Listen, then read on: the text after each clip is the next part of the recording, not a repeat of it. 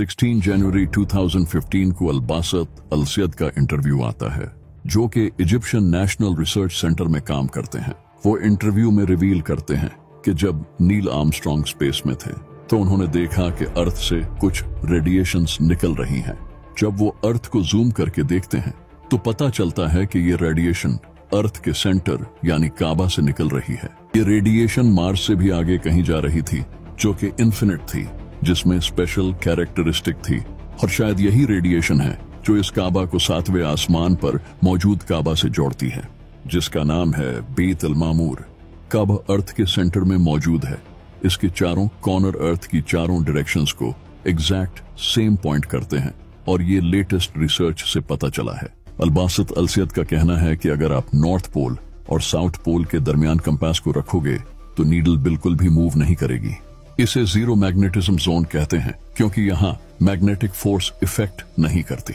इसीलिए अगर कोई इंसान मक्का में रहता है तो वो लंबी और हेल्थी लाइफ जिएगा, क्योंकि इसकी बॉडी पर ग्रेविटी कम असर करेगी। काबा में जो काले रंग का पत्थर लगा है, जिसे हम हजरे अस्वद भी बोलते हैं, रिसर्च से पता चला है कि ये दुनिया का सबसे पुराना पत्थर है और ये पत्थर इस दुनिया का नहीं है। नबी पाक सल्लल्लाहु अलैहि वसल्लम ने फरमाया था कि हजरे अस्वद जन्नत का पत्थर है। इससे ये हदीस भी प्रूव हो जाती है। 1.618 ये जो नंबर आप देख रहे हो, इसे द गोल्डन रेशियो कहा जाता है। ये मैथ का सुपीरियर डिजाइन नंबर है। अल्लाह ने इस यूनिवर्स में जितनी भी कमाल की चीजें बनाई हैं, इनमें यही नंबर यूज हुआ है। जैसा कि heart, animals, plants, face, DNA और गैलेक्सीज के स्पाइरल स्ट्रक्चर्स। ये नंबर इतना यूनिक है कि इस नंबर को इंसानों ने भी कई चीजों की बनावट में यूज किया है, जैसा कि इजिप्ट के पिरामिड्स, जिसे देखकर आज तक इंसान हैरान है कि इसे आखिर बनाया कैसे, जबकि आज के दौर में इतनी टेक्नोलॉजी होने के बाद भी इन्हें बनाना इम्पॉसिबल है। कई पेंटर, इंजीनियर्स और आर्किटेक्चर्स ने अपने आर्ट में इस नंबर को यूज किया है, जैसा कि हिस्ट्री के बड़े ही famous genius Leonardo da Vinci ने अपनी पेंटिंग मोनालिसा की बनावट में इसी रेशियो का यूज किया है। मोनालिसा आज दुनिया की महंगी तरीन पेंटिंग्स में से एक पेंटिंग है, यानी कि अगर किसी भी डिजाइन को इस रेशियो के मुताबिक बनाया जाए तो वो परफेक्ट डिजाइन बनेगा। केपलर जैसे फेमस एस्ट्रोनॉमर ने तो इस नंबर को ग्रेट ट्रेजरी कहा है। लेकिन आखिर इस दुनिया में वो कौन सी जगह है जहां ये नंबर अप्लाई होता है? मक्का, वही शहर जहां काबा है। मक्का और नॉर्थ पोल के दरमियान का डिस्टेंस है 7,631.68 किलोमीटर्स और मक्का से साउथ पोल के दरमियान का डिस्टेंस है 12,338.32 किलोमीटर्स, जिसका प्रोपोर्शन बनता है 1.618, दी गोल्डन रेशियो। इतना ही नहीं, साउथ पोल और मक्का दोनों पोल्स के दरमियान के डिस्टेंस का प्रोपोर्शन भी 1.618 बनता है। अगर लैटिट्यूड और लॉन्जिट्यूड मैप से भी देखें तो मक्का की सोल्स्टाइस लाइन से वेस्टर्न डिस्टेंस से ईस्टर्न डिस्टेंस का प्रोपोर्शन भी 1.618 ही बनता है। वेस्ट साइड से मक्का की सोल्स्टिस लाइन तक डिस्टेंस और इसी लैटिट्यूड पर दुनिया के पेरीमीटर का प्रोपोर्शन भी 1.618 बनता है। मक्का पूरी दुनिया में वाहिद ऐसी जगह है जिसकी लंबाई चौड़ाई में गोल्डन रेशियो बनता है।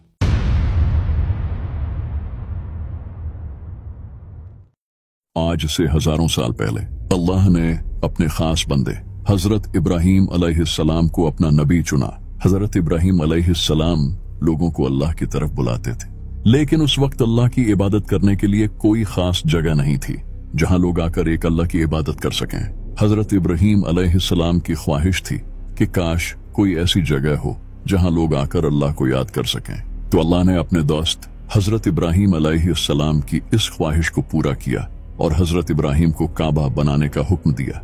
हजरत इब्राहीम अलैहिस्सलाम ने अपने बेटे हजरत इस्माइल अलैहिस्सलाम के साथ काबा को बनाया, लेकिन काबा को सबसे पहले हजरत इब्राहीम अलैहिस्सलाम ने नहीं बल्कि हजरत आदम अलैहिस्सलाम ने बनाया था। लेकिन हजरत आदम अलैहिस्सलाम के इस दुनिया से रुखसत हो जाने के बाद हजरत नूह अलैहिस्सलाम का दौर आया और हजरत नूह अलैहिस्सलाम के दौर में पूरी दुनिया में बहुत बड़ा फ्लड आया, जिसकी वजह से काबे की दीवारें गिर गई, जिसके हजारों साल बाद फिर हजरत इब्राहीम अलैहिस्सलाम ने इसे रिकंस्ट्रक्ट किया। हजरत इब्राहीम अलैहिस्सलाम ने जब काबा को रिकंस्ट्रक्ट किया, इसके बाद से दुनिया भर से लोग आकर काबा में इबादत करते थे और इस वक्त काबा बहुत बड़ी टूरिस्ट डेस्टिनेशन बन चुकी थी। जो कि एक बादशाह जिसका नाम था अब्राहा, उससे देखा नहीं गया और उसने काबा को डिस्ट्रॉय करने का फैसला किया और वो एक बड़ी फौज के साथ काबा को डिस्ट्रॉय करने के लिए निकल पड़ा। तभी अल्लाह ने इतनी बड़ी फौज को छोटे परिंदों से हरा दिया। इन परिंदों ने अपने मुंह में पत्थर डालकर अब्राहा की फौज पर फेंके और इन पत्थरों ने अब्राहा की पूरी फौज को तबाह कर दिया, जिसका जिक्र न सिर्फ कुरान में है बल्कि ये हिस्ट्री का पार्ट है। अब्राहा के इस इंसिडेंट के कुछ सालों बाद मक्का में नबी पाक सल्लल्लाहु अलैहि वसल्लम पैदा हुए। नबी पाक सल्लल्लाहु अलैहि वसल्लम के दौर में काबा में 360 बुत रखे हुए थे जिनकी अरब के लोग पूजा करते थे। लेकिन 600 ईस्वी में एक ऐसा फ्लड आया जिसने काबा की दीवारों को डैमेज कर दिया। इसके बाद अरब के लोगों ने काबा को दोबारा तामीर करने का फैसला किया और नबी पाक सल्लल्लाहु अलैहि वसल्लम ने अरब के बाकी कबीलों के साथ मिलकर इस काबा को बिल्ड किया। लेकिन जब ये काबा बिल्ड हुआ और हजरे अस्वद को रखने का टाइम आया तो अरब के कबीलों की आपस में लड़ाई शुरू हो गई। हर कबीला ये चाहता था कि ये नेक काम वो खुद करे, जिसे देखकर अबू उमैया बिन मुगीरा ने कहा कि कल सुबह जो इंसान काबा में पहले एंटर होगा वही ये काम करेगा। अगले ही दिन जब लोगों ने देखा तो नबी पाक सल्लल्लाहु अलैहि वसल्लम वहां पहले से मौजूद थे। फिर नबी पाक सल्लल्लाहु अलैहि वसल्लम ने अरब के बाकी कबीलों को भी अपने साथ मिलाया और इस मुकद्दस पत्थर को काबा में रखा।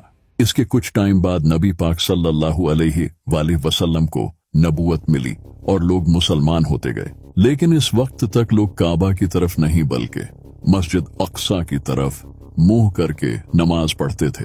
फिर एक दिन नबी सल्लल्लाहु अलैहि वसल्लम पर वही आई और इसके बाद से नबी पाक सल्लल्लाहु अलैहि वसल्लम ने काबा की तरफ मुंह करके नमाज पढ़ी। नबी पाक सल्लल्लाहु अलैहि वसल्लम जब मक्का में थे तो उस वक्त मक्का के सारे लोग आपके दुश्मन बन चुके थे।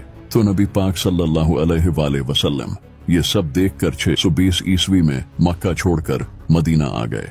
लेकिन कुरैश फिर भी मुसलमानों को उम्रा नहीं करने देते थे। तो फिर नबी पाक सल्लल्लाहु अलैहि वसल्लम ने मक्का के लोगों के साथ सुलह हुदैबिया साइन किया। इस एग्रीमेंट के मुताबिक मुसलमान काबा में आ सकते थे, लेकिन इस एग्रीमेंट में यह भी लिखा था कि मुसलमानों और मक्का के दरमियान 10 साल तक कोई जंग नहीं होगी।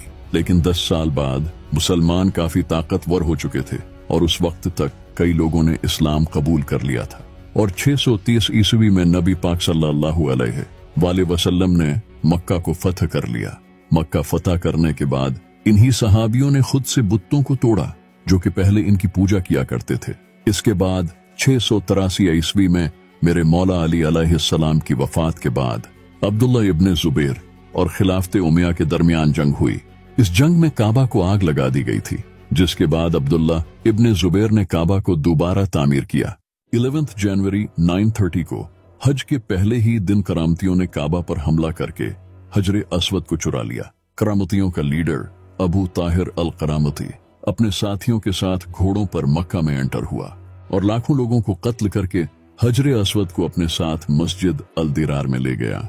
ये वो मस्जिद है जिसे नबी पाक सल्लल्लाहु अलैहि वसल्लम के दौर में कुछ हिपोक्रिट्स लोगों ने बनाया था। नबी पाक सल्लल्लाहु अलैहि वसल्लम ने ऑर्डर देकर इसे तोड़ दिया था। ये लोग इस मस्जिद को बनाकर इस्लाम में यूनिटी खत्म करना चाहते थे।